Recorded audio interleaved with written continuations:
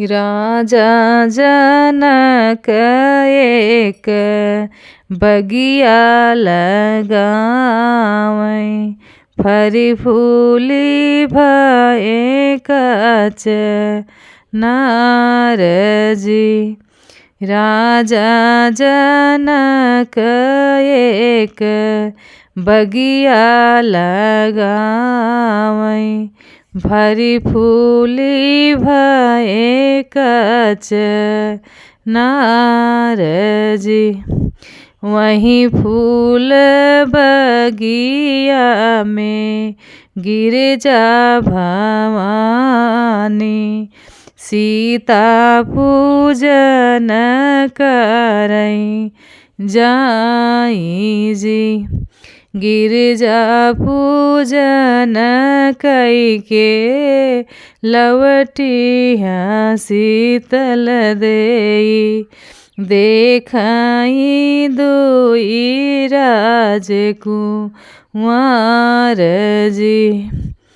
राम लखन दोनों फूलवा तोड़न आए, सीता जे पूछई बात जी।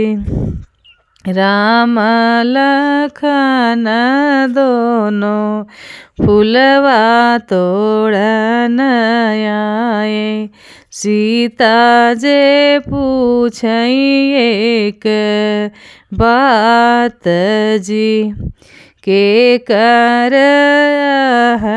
तू उलरू से दुलरू, के कर प्राण आधार जी।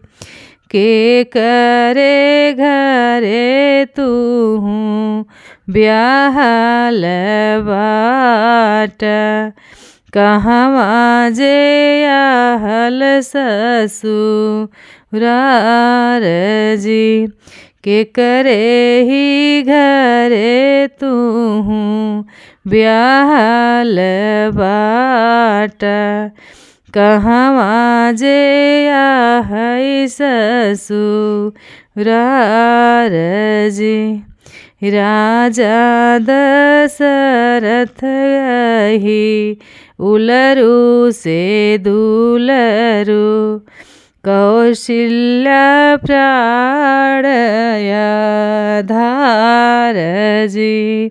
राजा दशरथ के आही उलरू से दुलरू, कौशल्या प्राण आधार जी।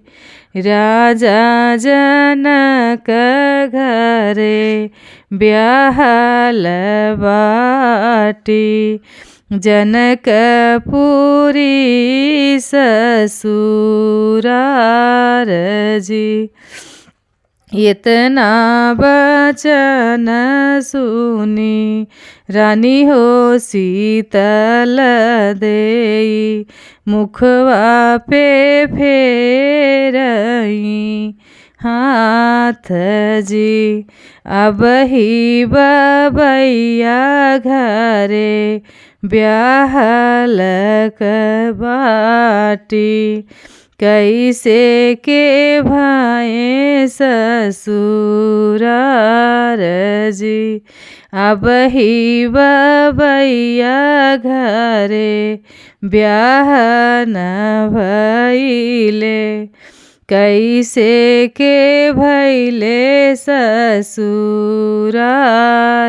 जी। राजा दशरथ ऐसन ससुरु जे पउते, रानी कौशल्या ऐसन सासु जी।